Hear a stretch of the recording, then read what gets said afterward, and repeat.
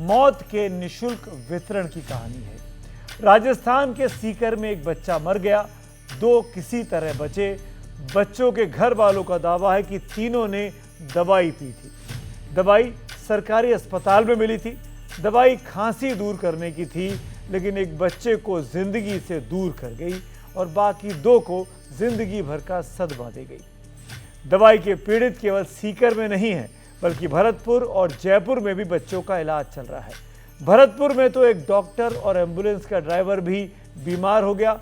Doctor और driver ने दवाई पी क्योंकि उनके पास कुछ लोग आए, दवाई से बच्चों के बीमार पड़ने का दावा किया।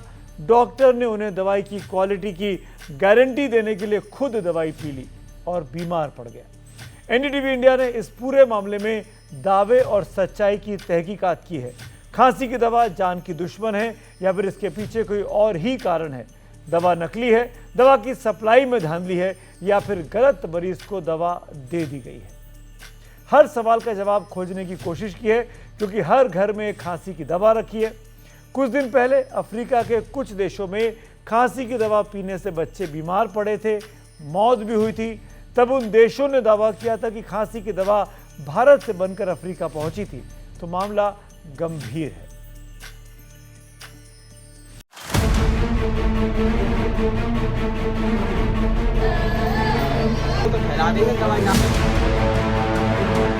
सीकर, भरतपुर, जयपुर, राजस्थान के 3 जिलों के कई गांवों में एक खास खांसी की दवाई का खौफ है।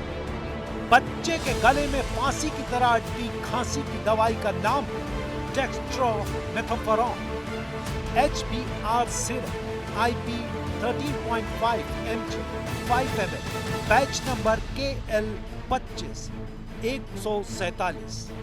खांसी की दवाई डेक्स्ट्रोमेथोर्फिन के बारे में कहा जा रहा है कि इस दवाई को पीने से भरतपुर के मल्हा गांव में एक बच्चे की मौत हो गई।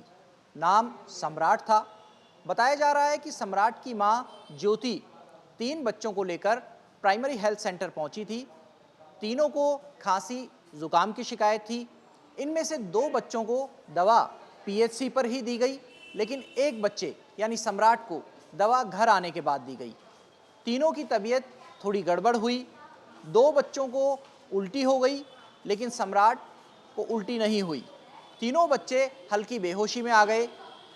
2 बच्चों को बाद में होश आ गया, लेकिन सम्राट को जब होश नहीं आया तो तीनों बच्चों को जनाना अस्पताल लेकर जाया गया। वहाँ जनाना अस्पताल से 2 बच्चों को डिस्चार्ज कर दिया गया, लेकिन सम्राट को तबीयत ठीक नहीं होने पर जयपुर रेफर किया गया, जहां 5 दिन बाद उसने दम तोड़ दिया। 22 सितंबर को सम्राट की मौत हो गई। नियति समझकर घर वाले चुप हो गए, लेकिन जब सोशल मीडिया में उन्होंने खांसी की दवाई के बारे में देखा और सुना तो उन्हें लगा कि उनके बच्चे ने भी यही दवाई ली थी। सम्राट के घर वाले बेहद गरीब हैं। वो किसी तरह मजदूरी करके बच्चों को पाल पोस रहे थे। तो दोनों ने मेरे ने पलटी करी ना, बाने न करी, पन्ने को वस ना करो, जयपुर तला को ना करो, बाने को ने को सूदी ना करी।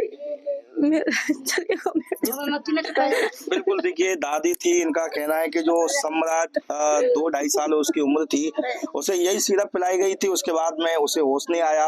भरतपुर के जनाना ले गए, जहां से जयपुर रेफर किया गया और 22 सितंबर को सुबह 8:30 बजे के आसपास उसने दम तोड़ दिया। गांव के और भी बच्चे थे जिन्हें वो सिरप पिलाई गई, उनकी भी तबीयत बिगड़ी थी। भरतपुर के अस्पतालों में ले जाया गया, जहाँ उन्हें सुधार मिला था। देखिए, आपका क्या नाम है? मेरा नाम भैया सपीता है। आप भी गए थे बच्चों को देखा? हाँ, मैं भी गई भैया। कितनी सिरप दी थी आपको उन्होंने? मुझको भैया 3 नहीं, मैंने एक बच्चे को दी। अभी आपकी तबीयत खराब हुई थी? मेरे तो भैया मैंने एक ही बच्चे को दी, नहीं तो एक ही बच्चे की तबीयत खराब हुई मेरे की आई की। ये गोद में बैठा है? गोद में बैठा है। बिल्कुल, देखिए गांव के कई बच्चे थे जिनकी तबीयत खराब हुई थी, लेकिन वो उनके परिजन थे, उन्हें अस्पताल ले गए। वहाँ कहीं न कहीं उनके स्वास्थ्य में सुधार देखा गया। देखिए आप, यही सिरप है। इनको 2-2, 3-3 सिरप दी गई थी। डिस्पेंसरी है यहाँ मलाई गांव में। और उसके बाद में जो सम्राट है, जिसकी उम्र 2-2.5 साल थी, उसने दम तोड़ दिया। भरतपुर में ही बयाना ब्लॉक के कलसाड़ा गांव के सरकारी सामुदायिक केंद्र में बहुत हैरान कर देने वाली घटना घटी। कलसड़ा में डॉक्टर ताराचंद योगी तैनात हैं। बताया जा रहा है कि उनकी तबीयत भी खांसी की इसी दवा को पीने से बिगड़ी। कहा जा रहा है कि जब बच्चों की तबीयत खराब हुई तो गांव वाले डॉक्टर के पास शिकायत लेकर पहुंचे। दवा से बच्चों की तबीयत खराब होने की बात कही, लेकिन डॉक्टर ने दवा पर भरोसा दिखाने के लिए वहीं ग्रामीणों के सामने खुद दवा पी और अपने एम्बुलेंस के ड्राइवर राजेंद्र को भी दवा पिलाई। लेकिन इसके बाद दोनों की तबीयत बुरी तरह खराब हो गई। बताई, दोनों को अस्पताल भेजा गया। एम्बुलेंस का ड्राइवर तो अस्पताल पहुंच गया, लेकिन डॉक्टर साहब अचानक गायब हो गए। काफी देर तलाशी के बाद डॉक्टर साहब एक कार में बंद पड़े मिले। ग्रामीणों का कहना है कि डॉक्टर कई घंटों तक कार में बंद पड़े थे। कि हमने उनको हाइपोक्सिक इंजरी जो ब्रेन में होती है उसका सस्पेक्ट किया और फुली ऑक्सीजन सपोर्ट दिया और थोड़ी देर में वो रिकवरी में आ गए थे। ऑल्टर बिहेवियर ज़रूर था, लेकिन वो होश आ गया था उनको। उसके बाद हमने उनको रेफ़र किया और अभी वो हायर सेंटर पर एडमिट है। कुछ लोग ये भी कह रहे थे कि इन्होंने कुछ खाया है, तो उसके लिए तो अभी फैक्चुअल रिपोर्ट आना बकाया। सीकर के नजदीक खोरी ब्रह्मणान गांव के घर में रोने की आवाजें आ रही हैं। दावा है कि इस घर का बेटा नित्यांश अब इस दुनिया में नहीं है। कब सिरप से बच्चे की मौत का दावा किया था। परिवार का दावा है सरकारी अस्पताल की निःशुल्क दवा पीने के बाद नित्यांश हमेशा के लिए सो गया। हॉस्पिटल है, अपने गवर्नमेंट हॉस्पिटल है चिराना, वहाँ से दवाई लेके आए थे। राजकीय हॉस्पिटल की दवाई है बाकायदा, और हमने तो पिलाई भी आधा ढक्कन ही है, कोई ज़्यादा भी नहीं पिलाई। जयपुर के मानसरोवर में साकेत अस्पताल है। यहाँ 2 साल की बच्ची को बेहोशी की हालत में लाया गया था। परिवार का दावा है कि बच्ची को सरकारी सप्लाई की डेक्स्ट्रोमेथासोन सिरप दी गई थी। ये वही सिरप है जिसकी वजह से जो है इस बच्ची की हालात बिगड़ी। मेरे साथ यहाँ पर जो ट्रीटमेंट कर रहे हैं डॉक्टर, उनसे मैं बातचीत करूँगा। सर, किस अवस्था के अंदर ये बच्ची आपके पास आई? जब बच्ची आई थी तब अचेत थी, सांस नहीं ले रही थी। फिर हमने देखा, सारी चीज़ें देखी तो देखा कि पीपल इसके सिकुड़े हुए थे, तो हमें लगा कुछ ना कुछ पॉइजनिंग का कारण हो सकता है। तो हमने पेरेंट्स से पूछा कि बच्चे ने कुछ ऐसा कुछ खाया हो जिसकी वजह से बच्चा अचेत अवस्था में गया। तो उन्होंने बताया कि बच्चे को सोने से पहले उन्होंने खांसी की दवा दी थी, जो डॉक्टर को दिखा के लेके आए थे, और जब बच्ची सोई उसके बाद उठी नहीं। वहाँ से दिलवाई थी मैंने। शाम को बुखार की दवाई दी, ठीक थी, और सुबह भी मैंने बुखार की दी थी, और 1 बजे इसके खांसी चल रही थी तो मैंने खांसी की दवाई दी। तो यही दवाई थी? हाँ, यही दवाई थी। ये दवाई देने के बाद में मैंने इसको, ये सो जाती है 1 बजे, 1 बजे सो गई। सोने के बाद में मैंने इसको 4 बजे उठाया दूध पिलाने के लिए, तो ये बेचैन पड़ी हुई थी, बेहोश की हालत। दवाई के सेवन से जो है कई बच्चों की डेथ भी हुई है। बाहर के देशों के अंदर इसको पूरी तरीके से बैन किया गया है। क्या वजह है जो इंडिया जैसे, जो कह सकते हैं बड़े देश के अंदर इस तरीके की दवाइयाँ हैं, वो भी सरकारी जो अस्पताल रहते हैं, PHC होते हैं, CHC होते हैं, वहाँ पर धड़ल्ले से दी जा रही है और बिना किसी जागरूकता के। देखिए, ये दवा ऐसा नहीं है कि पूरी तरह बैन है, लेकिन 4 साल से छोटे बच्चों में थोड़ा सा सुरक्षित तरीके से हमें इस्तेमाल करना चाहिए, क्योंकि ये दवा ब्रेन की थोड़ी सी एक्टिविटी को कम करती है, तो हमें डोजेस का ध्यान रखना होता है। तो अभी हमें इसमें कारण जानना पड़ेगा कि इसी दवा की वजह से हुआ है कि दवा की डोज कितनी गई है, हमें अभी उसका कंफर्मेशन करना पड़ेगा, और जो सिरप में मात्रा है जो दवा की, वो भी हमें देखनी पड़ेगी, तभी हम बता सकेंगे कि एग्जैक्टली इसी दवा की वजह से हुआ। अब पूरा मेडिकल प्रशासन सतर्क है। शिकायत पर जांच की जा रही है, लेकिन दवाई की सप्लाई फिलहाल रोक दी गई है। ये रिपोर्ट आने के बाद तुरंत ही हमने उस मेडिसिन का डिस्ट्रीब्यूशन है पूरे स्टेट के अंदर प्रतिबंधित कर दिया।